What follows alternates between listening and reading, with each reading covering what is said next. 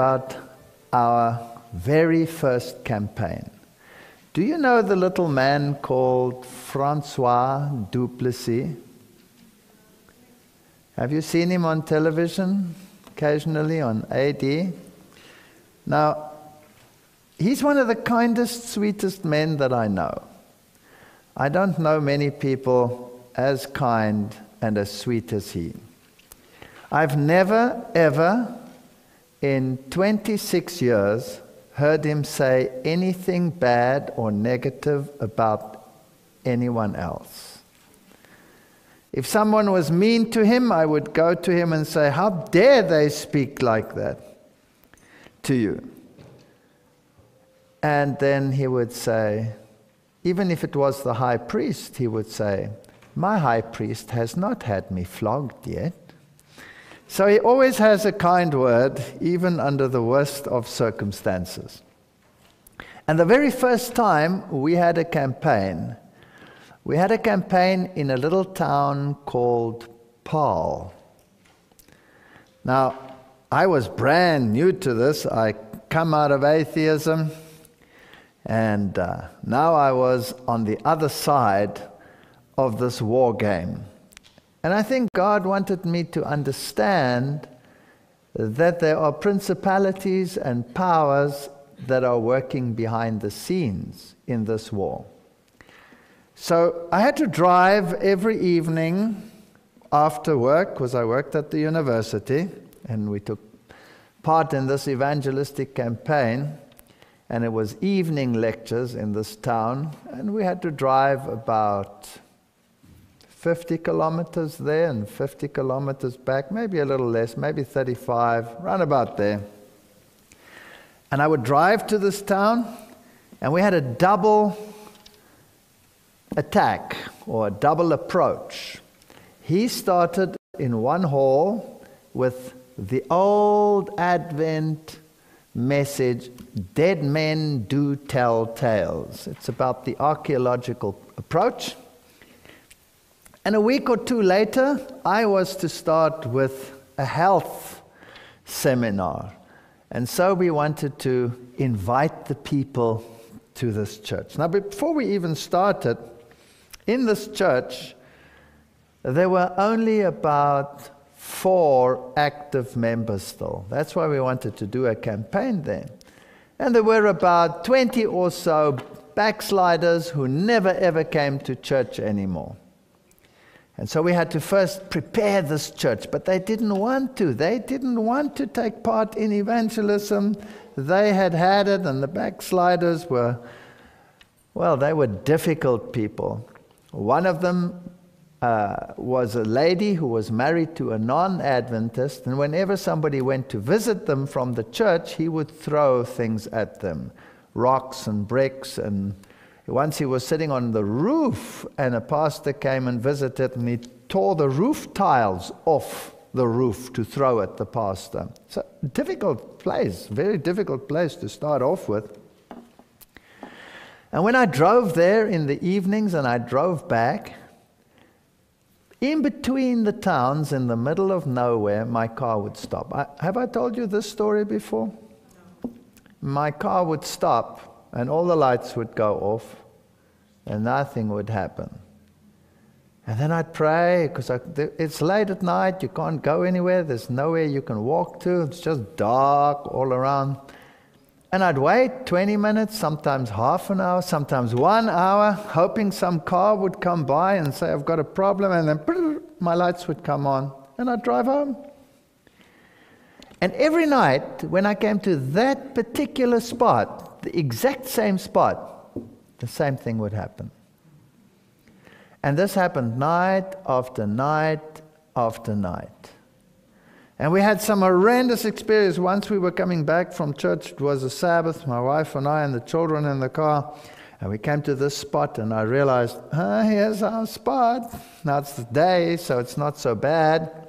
But there was a dog sitting in the road. Some bull mastiff, a beautiful dog.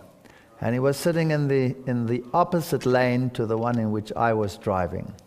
And I said, that dog is sitting at exactly the spot where my car always stops at night. That dog's going to run across the road just when I get there. So I'm going to slow right down so that it doesn't happen. So whatever happens, it's not going to be me that runs over this dog.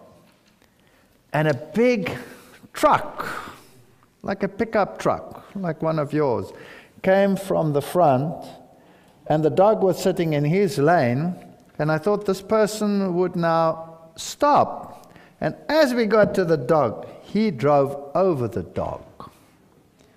And the dog was in pieces. And I was so furious because I thought, that's such a horrendously mean thing to do. And I turned around and we raced after this car, but we couldn't see anyone inside. And in the distance there was a four-way crossing, and those were the only roads. There's nothing where you can drive in, and when we got there, he was gone. You couldn't see him anywhere. So these are the things that happen. And as we got into the campaign, the strangest things started happening. And one thing that I would like to point out is this is the first campaign in South Africa that was multiracial. It was just at the switch over of the political situation, and we had decided that we were going to have a multi-racial campaign. So we had the town hall, and whoever comes is welcome, no matter what tribe or race or creed they consisted of. They were going to be welcome. Now, as we did the campaign, there were some interesting side stories. Perhaps before I get to that story, first a side story. A man came to Francois' lectures. I hadn't started yet. And he became interested, and he started seeing these truths. And eventually he decided, this is it, this is the truth. I want to follow this truth. And he went home and he told his wife, I want to follow this truth. And his wife went ballistic.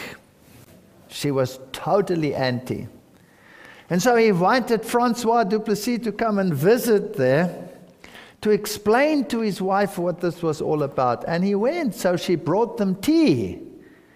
And when she brought the tea, she put it on the floor at the entrance, almost in the passage. She put it on the floor, and she said to Francois, if you are from that Seventh-day Adventist church, you can come and drink your tea like a dog from the floor. I won't serve you. That was the attitude. And eventually it became so miserable that he didn't come anymore.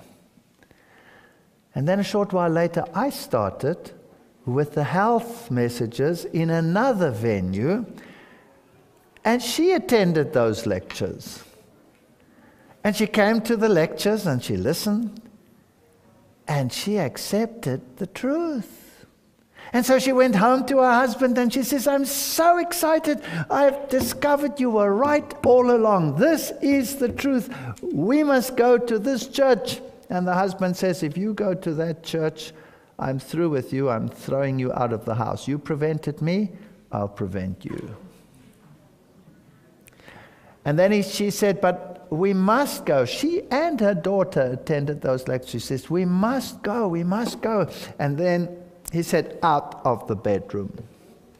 And he threw her out.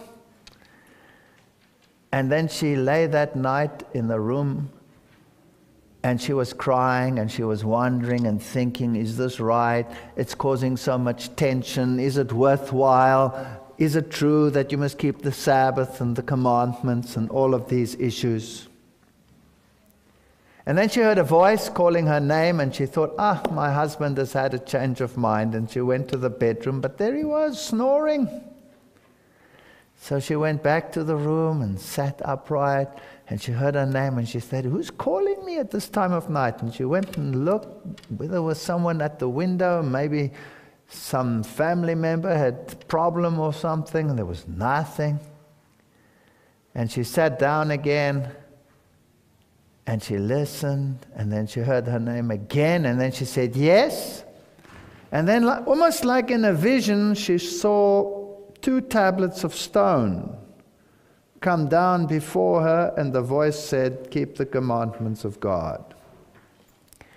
And she was baptized, she and her daughter. Just to run ahead a little bit, for 1 year, that man made her life a misery. He mellowed a little bit later, and he would condescend occasionally to bring people with a car that lived nearby to the church, but he never put his foot in the church. And on one of these occasions, it was raining, it brought people, and he was sitting outside. He refused to put his foot in the church, but he was willing that his wife was there or something. Francois went out to him and said, why don't you come inside? It's so cold here. You don't have to take part in the service. We're doing a baptism, but, you know. And it was so cold, so he said, all right. So he went and sat in the back. And after the service, when we all went out and we locked the door, he said, I missed my baptism. I'm so stubborn. So Francois said, no, you haven't missed your baptism. We opened the church and he too was baptized. So this is how God works.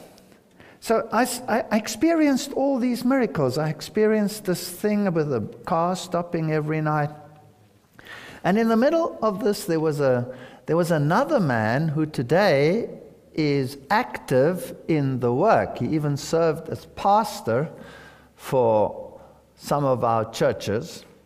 And this man phoned me in a tremendous panic during this campaign.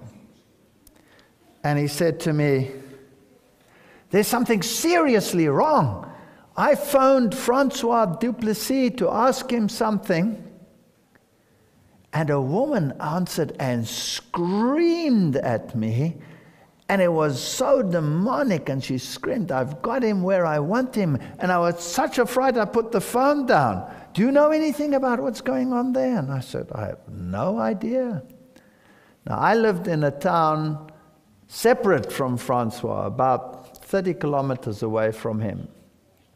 So I phoned, my wife was present in the house, and I phoned Francois, and I thought, no, what's going on here? And as I phoned him, a woman answered, and she laughed like a demon, and she screeched over the phone.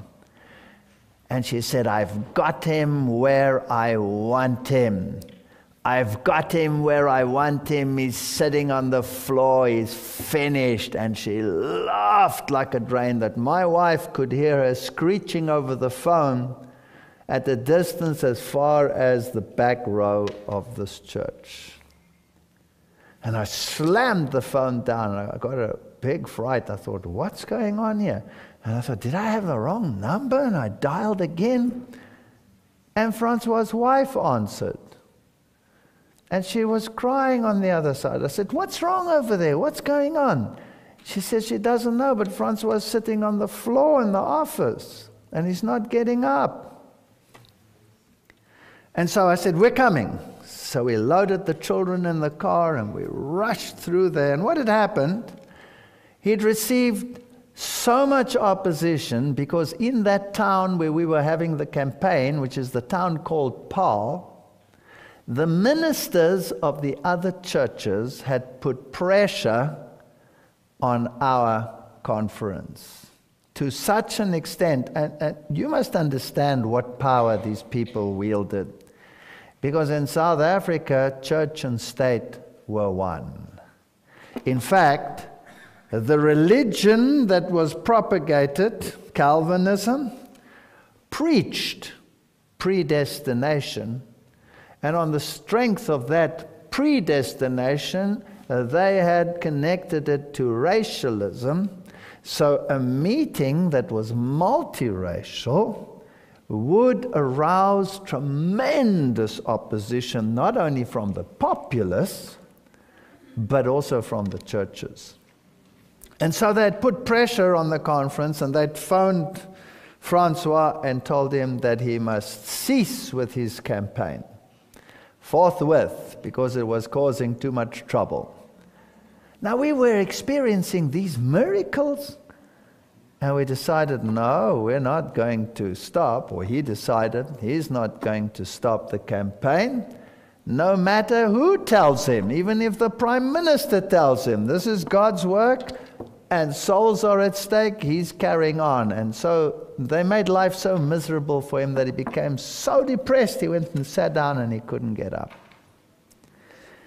And when we got there he was, sitting in his office. And I said, what's wrong? And he couldn't get up. He couldn't move.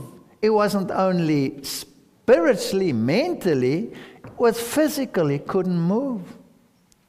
And that night he had to do a lecture. And so we said to him, what are we going to do? And we prayed and we prayed. And then we had this friend of ours, we picked him up. And he was like in a fetal position. He was like this. He couldn't get up from this stance. And so we carried him. He's a light little man. He's a short little man. We picked him up and we carried him to the car, put him in the car, drove him to the campaign, and we had to get him out in that same position. He couldn't get upright. He was down there. And we carried him into the hall and put him on the front chair. And by the time the meetings were to start, he still couldn't walk. We'd prayed, we'd done everything we could, and he could hardly talk. And we picked him up and carried him to the pulpit and put him next to the pulpit because he couldn't stand behind the pulpit because nobody could see him then. So we put him next to the pulpit and gave him the mic, and there he started to whisper his lecture. And he whispered his lecture. And as he lectured, his voice got stronger and stronger and stronger. And he rose up from the ground, and by the 15, 20 minutes into the lecture, he was the old Francois.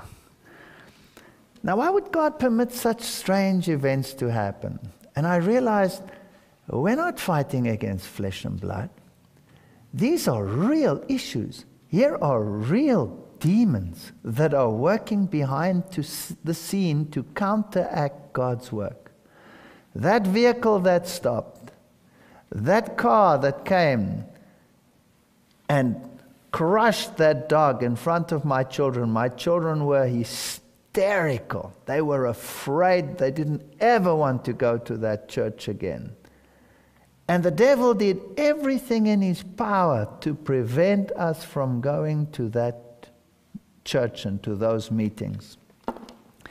But it was to become even more fascinating, because when the campaign finally came to an end, there were over 60 people that had made a decision to join the Seventh-day Adventist Church. Now you must understand the climate in Africa. The hatred against anything that was not state church was unbelievable. If a Seventh-day Adventist lived in a town and he passed away, then he was not allowed to be buried in the graveyards of the town. He had to be buried outside somewhere like a pauper, because the church, the Dutch Reformed Church, would not allow such a violent, vicious sectarian to be buried in their churchyards or in the public churchyards. And the word of the ministers out there was law. So here, over 60 people come into this church, but it's the first multiracial church in the country. The first one. Now this created quite some tension, because people that accepted the church, some of them were white and some of them were not white. Now the people that came in that were not white were of the colored race. The colored race. Now the colored race in South Africa is a mixture between the white race and the Hottentot and Bushman races, and also a mixture between the white race and the black race. So it is a mixture between the two, because the history of South Africa is fascinating. When the Boers first came to Africa, they didn't have wives, so they had to make do with what was available, and that's how these races developed in southern Africa. But the prejudice was unbelievable. I mean, it was ensconced in law. And so the tensions broke out in this church. Terrific tensions and terrific infighting. And Francois and I, we were just trying to put out the fires.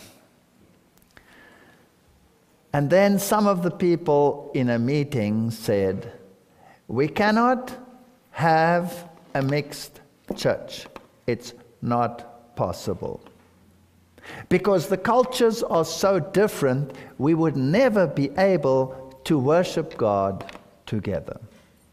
Some of these people, they have totally different music styles. Their rhythms are different. They don't read the Bible like we read. They will not be able to sing the hymns like we sing. They dress differently. I said a lot of worse things that I won't want to repeat here. And we tried to reconcile these minds. There was just no way.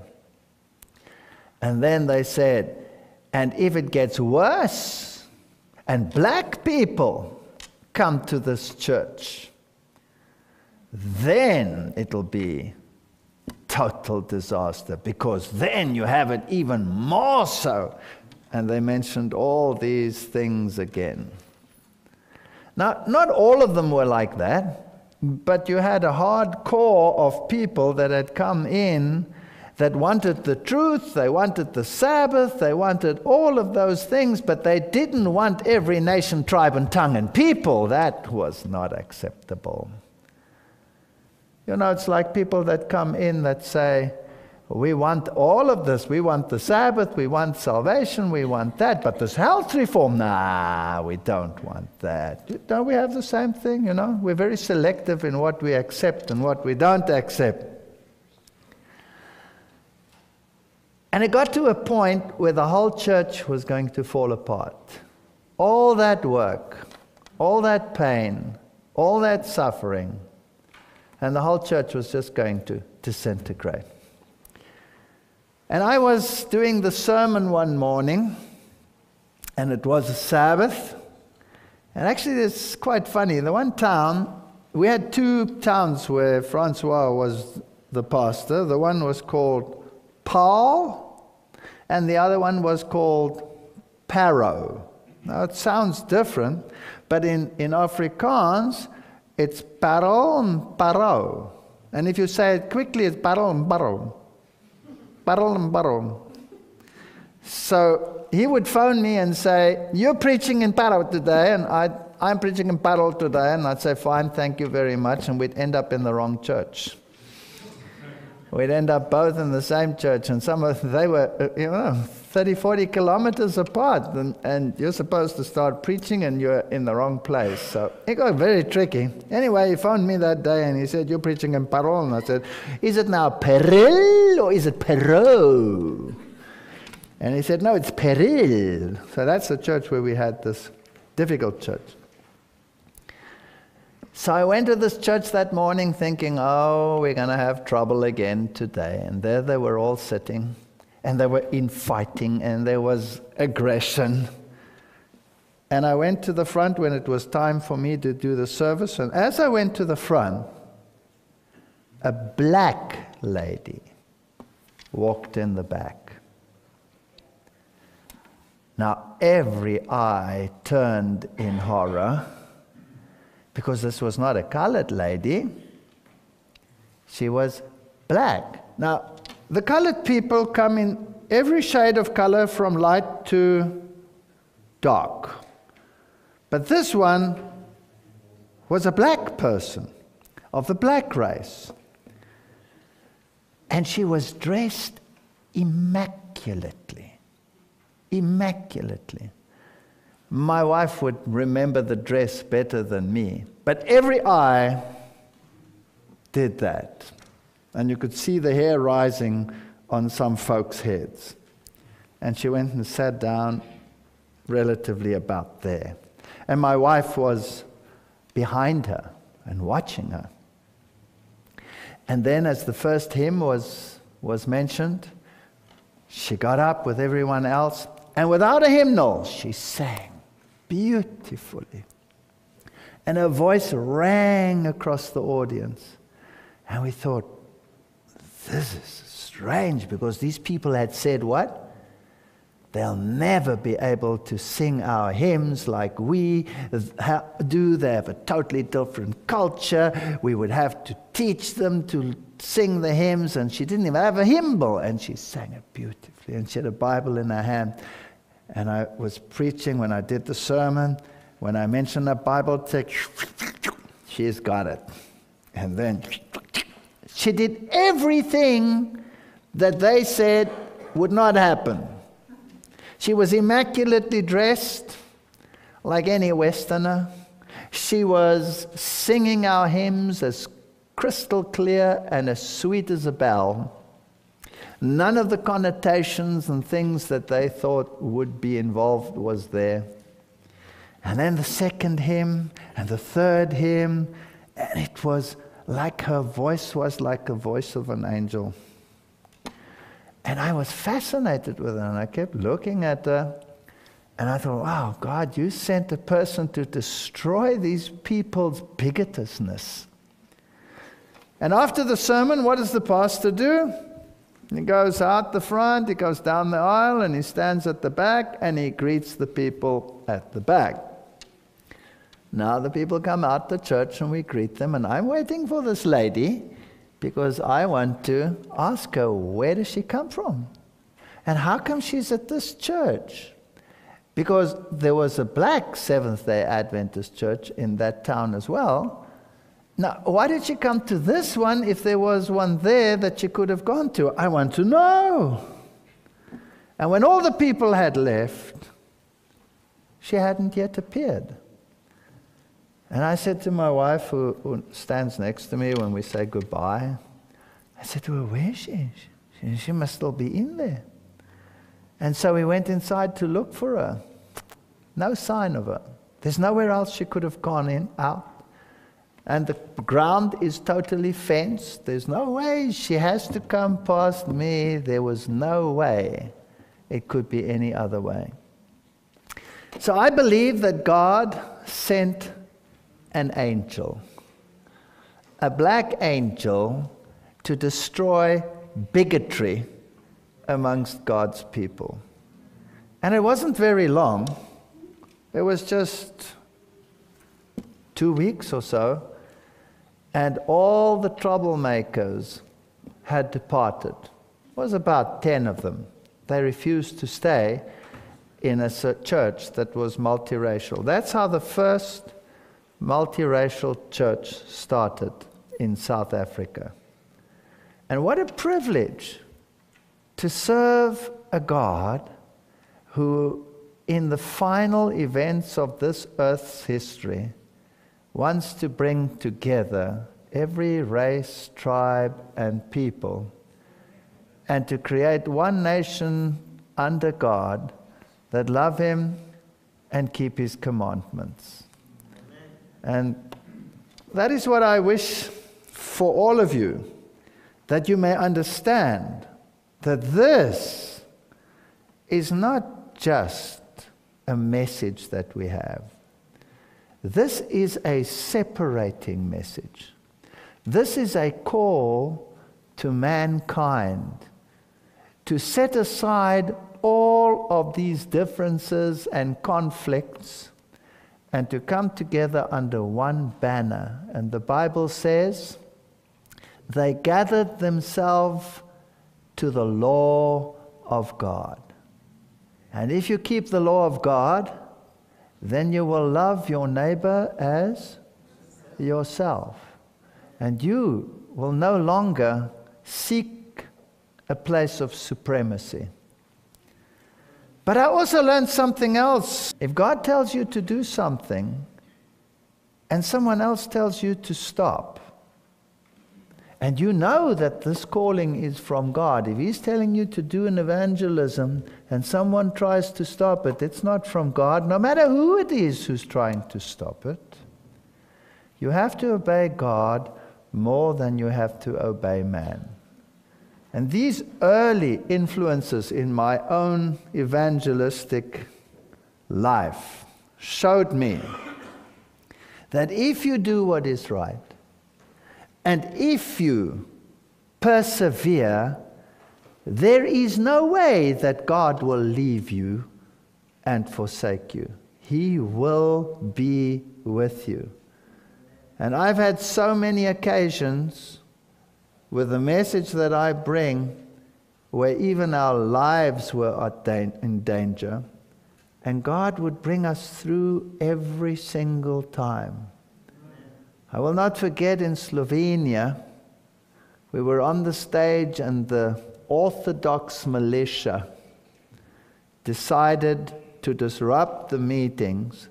They ran into our meetings, they ran onto our stage, and it was a huge hall. I mean, there were over 1,000 people in that hall that had come to the meetings. They ran to the front, they grabbed the mic out of my hand, they shoved me aside. I had a small, tiny little blonde interpreter, translator, and they shoved her aside, and I went and stood in front of her. And they told me to get off the stage, and I refused. It wasn't their stage. This was God's stage. And they looked at the people, and they said, if the people do not get out, they will come with their entire militia. Do you know that the church there, the Orthodox Church, has its own basic police force to make sure that nobody interferes in their backyard? And they said to the people, get out or we will come and beat you all up.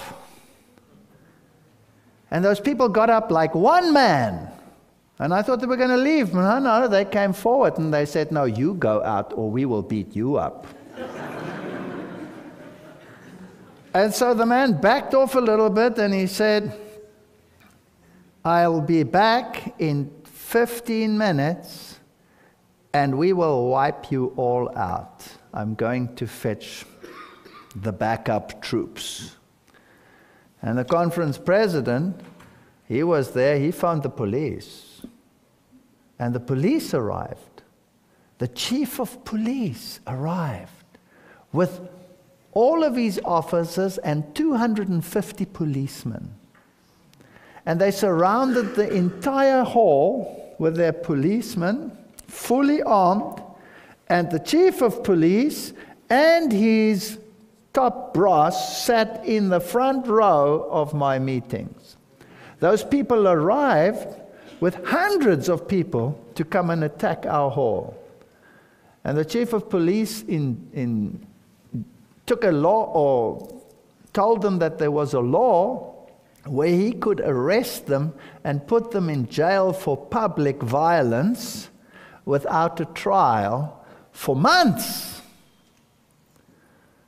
And so they didn't attack us, and I did that entire campaign under police protection. And that taught me something else.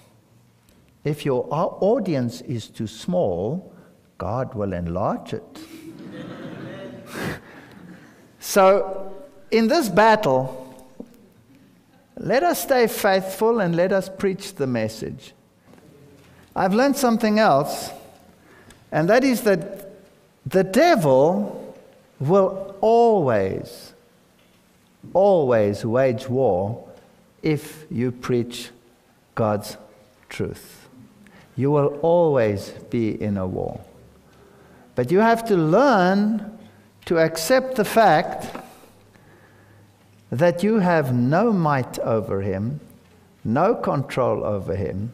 You have to just go forward and leave the consequences to him. And he will not leave you nor forsake you. I remember we were doing this campaign, and I was doing a campaign in Cape Town, and I was living in a town called Somerset West. And during that campaign, a prominent evangelist actually came into the truth. His whole family came into the truth. But the devil was so mean, and he tried to make it impossible for me to do that campaign. And he doesn't normally, under those circumstances, attack me directly. He will attack my wife, or he will attack my family.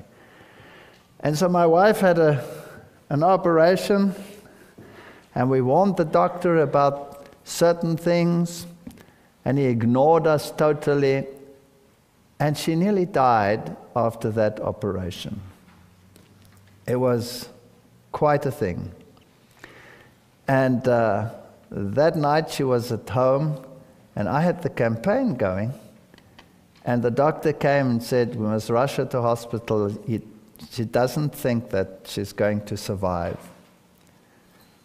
And while the doctor was working with my wife to try and stabilize internal bleeding, our cat was knocked over in the street and jumped in through the window, jumped onto my little daughter's lap. My daughter was about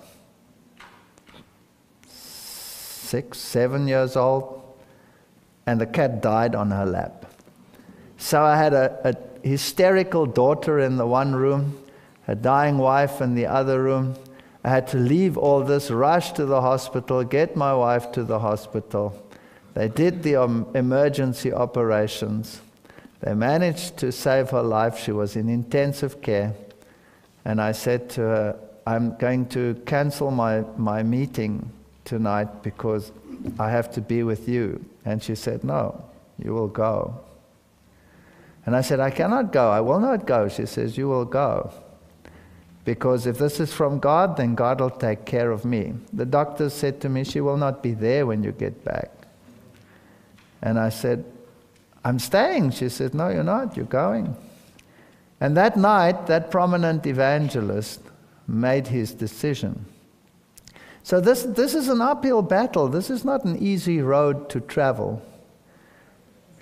She was so weak after that operation, because she'd lost almost all her blood internally, and they had to do the transfusion, and everything went wrong in that operation. And I was not there. I had to do campaign. I was in the university teaching during the day, and I was at campaign at night. And she had to cope with these things alone. She had to cope alone.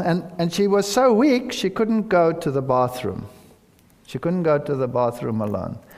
And we had no money, because after I had become a Seventh-day Adventist, I had to experience how all my funds just went down the drain.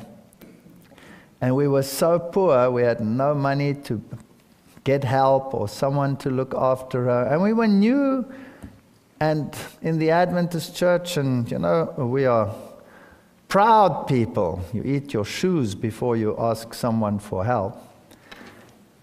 That's also stupid, by the way. And she had to stay at home alone when I went to the university. Now, fortunately, at the university, if your classes are finished, you can nip home. It wasn't too far to help her. And so in the morning, I would prop her up in the bed and bring her breakfast and feed her and get the kids ready and do all the things that a wife normally does. And then I would leave, but I wouldn't be able to come back, let's say, till after lunch. So I helped her with the bathroom things and hoped nothing would have to happen until I got back after lunch, and I'd give her a little plate of food. And she always liked fruits and things like that, so she had fruit and bread and avo and all of these things right there next to her bed that she didn't have to get up because she was too weak to get up. And of course she was alone in the home, the children in school, she's alone in home, no one to help her, she's weak. and she was feeling very, very depressed. And we had a dog and we had a cat, and in those days it was quite safe in our country, so the back door was always open so that the dog and the cat had access to the house but could go to the garden to do whatever they had to do. But she was so lonely. And as she was lying in the bed there, she heard a little pitter-patter coming down the passage. Now, this was very strange. What was this? And it came and it came into the bedroom, and it was a squirrel. Now, she loves animals, and so she watched this squirrel. It's a wild squirrel. And the cat would chase wild squirrels and catch them and kill them. And this squirrel walked past the dog and past the cat. And the cat and the dog did nothing. And the squirrel would come, and the squirrel jumped onto her bed. And then the squirrel would come up to, and it always happened around about lunchtime, and he'd come up to her plate. And so she would share her avocado with the squirrel, give him half, and he would eat half out of his little shell. And then he'd go lie next to her on the chair, stretch himself out in the sun, and go to sleep for half an hour next to her. And this kept her buoyed up and happy. And this happened for 6 weeks. Every single day. Every single day for 6 weeks, lunchtime, that little squirrel came down the passage, jumped onto her bed, comforted her, ate a little bit with her, slept with her, and then went out. And after 6 weeks, when she was capable to get up again and to start moving around the house and walking, the squirrel didn't come into the house anymore. He just stayed in the trees outside. And as she got stronger, one day she was standing there at the kitchen, and she looked out, and the squirrel was in the tree. And the squirrel came running down the tree, down the stem, and he came rushing into the house. And he ran up her leg, onto her shoulder, ran down to the other side, down the other leg, and ran out onto the tree. And from that day on, the squirrel was gone. It never came back again. Now, what are the lessons in these stories? You know, God is in the detail. He's not only in the big things, He's in the little things. He cares about you. And that is what makes us so determined to carry on no matter what. Because it doesn't matter what the devil throws at you. God is there to comfort you. And we're still here, aren't we? Yes, sir. We're still here after all those times. I was lecturing in Durban. That's one of the big cities in South Africa. It's about 4 times the size of Vancouver. So get an idea of what size it is. And I was lecturing at the University of Durban Westville. We had the facilities there. And in the middle of my lecture series, and that was it was a tough lecture series. It was still part of that total onslaught series that causes so much trouble. But it brings so many people. So trouble, as long as there is fruit, is fine by me. And all of a sudden they shouted, "Please rise." And everybody had to get up. And the Queen, now not the British Queen, but the African Queen of the Zulu nation. The Zulu nation is divided into chiefdoms and into a kingdom. They're all related, but the chief has different roles to the king. And the chief is, or at that stage, and even today still, is Buthelezi, Gacha Buthelezi. He was also prime minister at one stage, parallel to Nelson Mandela. If Nelson Mandela went away, he would be the caretaker prime minister. And he is in an Adventist family, that chief. He's not an Adventist, but his mother's an Adventist. Now, politically, it's probably not expedient for him to be an Adventist. But the queen was married to the king. And the queen is one of his 21 wives. They must understand it works like in the time of Esther. If the king calls and you resist, that's the end of you. You have to accept that. That's just part of it. But she arrived with her whole entourage in African dress, and she sat in the front row. And her name was Queen Mfonte. And she was a Seventh-day Adventist. She was the only Seventh-day Adventist in his family. All the other wives were non-Adventists.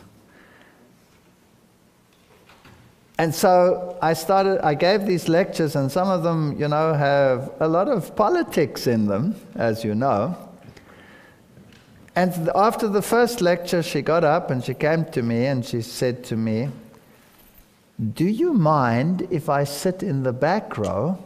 Because I cannot see so well in the front row." She asked me permission to change her seat. She was the queen.